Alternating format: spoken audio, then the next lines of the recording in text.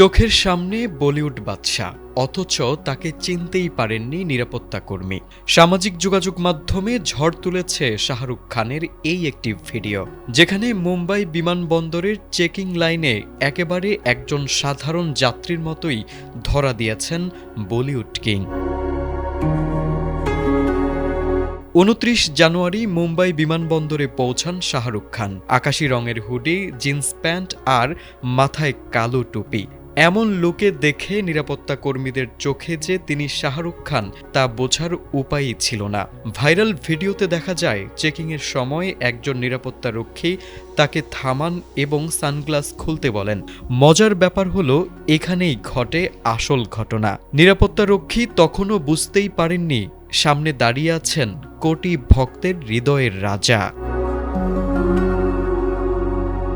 কোনো বিরক্তি নয়, কোনো তর্ক নয়, একদম শান্তভাবে সানগ্লাস খুলে হাসলেন শাহরুখ খান। নিরাপত্তা প্রক্রিয়া শেষ হতেই গার্ডের কাঁধে হাত রেখে এগিয়ে যান তিনি। এই ব্যবহারেই মুগ্ধ নেটিজেনরা। একজন লেখেন, এই জন্যই তিনি রাজা।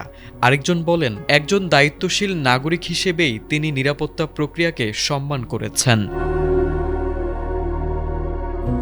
এদিকে কাজের দিক থেকেও থেমে নেই বলিউড বাদশা। কিংস সিনেমা নিয়ে এখন ব্যস্ত সময় কাটাচ্ছেন শাহরুখ খান, যেখানে প্রথমবার তার সঙ্গে পর্দা ভাগ করবেন মেয়ে সুহানা খান।